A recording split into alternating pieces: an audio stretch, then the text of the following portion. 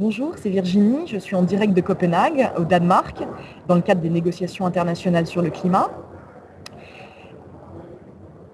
Au deuxième jour des négociations, aujourd'hui, on n'a pas encore vu de grands changements sur la table, de grandes annonces.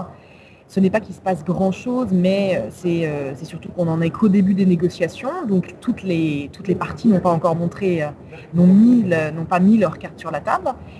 Donc la nouvelle du jour, elle nous provient plutôt de l'extérieur de Copenhague, des États-Unis, parce qu'aujourd'hui, l'Agence de protection de l'environnement, l'EPA, l'Agence de protection de l'environnement américaine, a annoncé qu'elle considérait désormais que le CO2 était un polluant.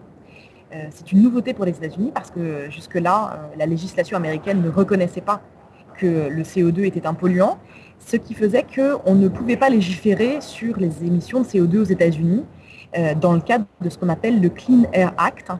Et c'était aussi une des raisons pour lesquelles le président Obama était toujours en train de se cacher derrière le Sénat en disant qu'il n'avait aucun moyen de légiférer. D'un côté parce que le Sénat bloquerait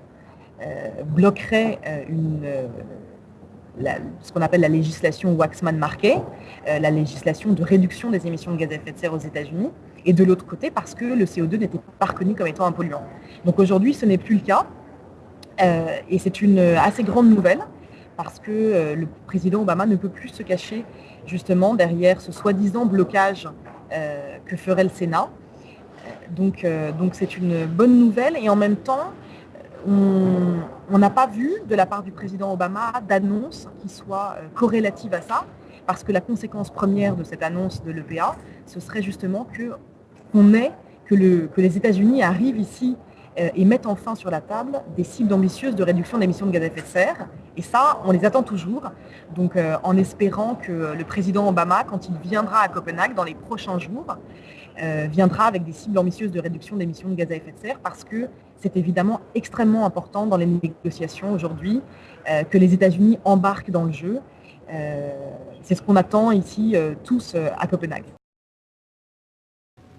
Kyoto Plus, c'est la campagne nationale pour vous faire bouger le Canada sur la question des changements climatiques.